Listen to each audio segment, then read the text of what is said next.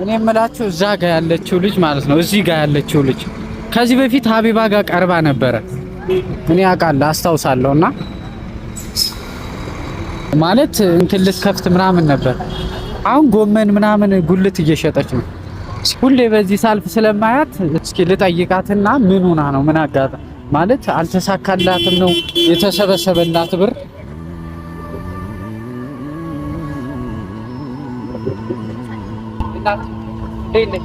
ሰላም ነው ይመስገን ደህና ነኝ። እንዴት ነህ? ከዚህ በፊት ሀቢባ ላይ ቀርበሽ ታውቂያለሽ? ቀና በያዥ አይ ምን የቀረስኩ ነው አይደብርሽማ? ችግር የለም ችግር የለም። ይሄን ነው እየሰራሽ ያለሽ? እዛ ቢጽፈለው ማለት እንትን አላለም አልተሳካም። ያው አውሪኝ ነው ወጣለን ብለው ነበር።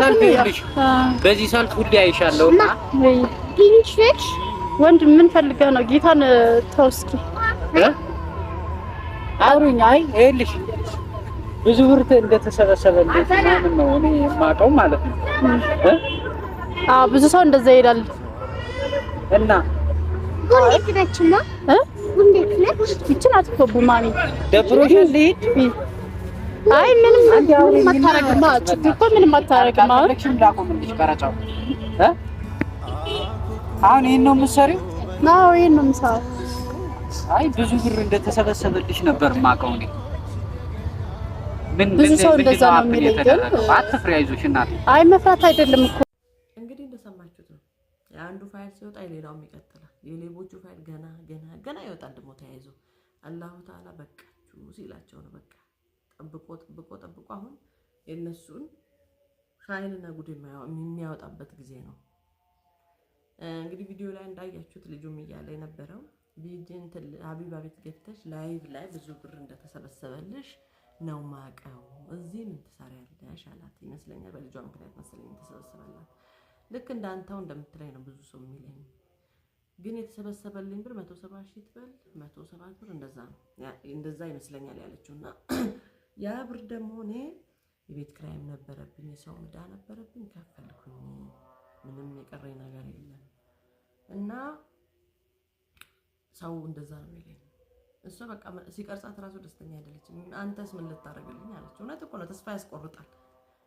በእነዚህ ችግርተኛ ሰው ህዝቡ ያለውም የሌለውም ከጉድለቱም እየሰጠ የሚበሉት ግን እነዚህ አሳማዎች ናቸው፣ እነዚህ ጉማሬዎች ናቸው።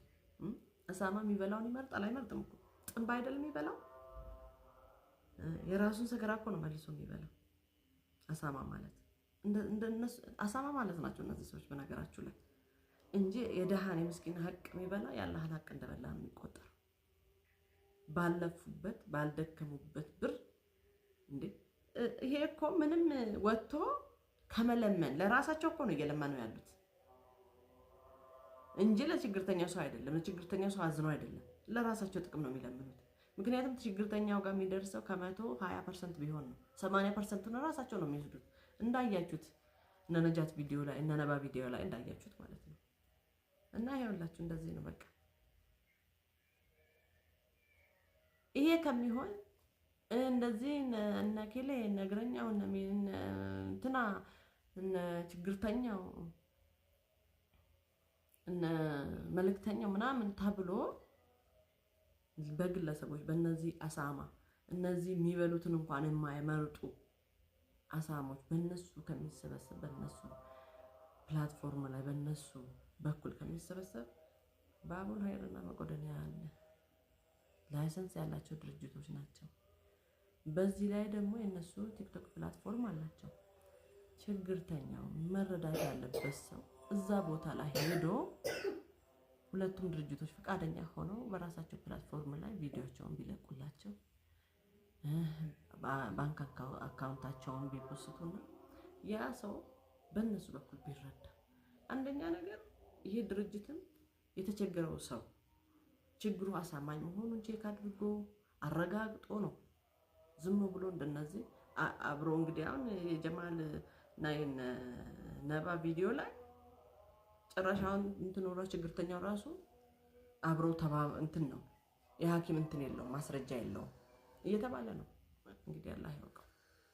አሳማኝ የሆነ ችግር ያለበትን ሰው ራሱ ቼክ ያደርግና ድርጅቱ በዛ በራሳቸው ፕላትፎርም ቀርጸው ቪዲዮን ይለቃሉ፣ ባንክ አካውንታቸውን ይለቃሉ፣ በዛ ገቢ ይደረጋላቸዋል።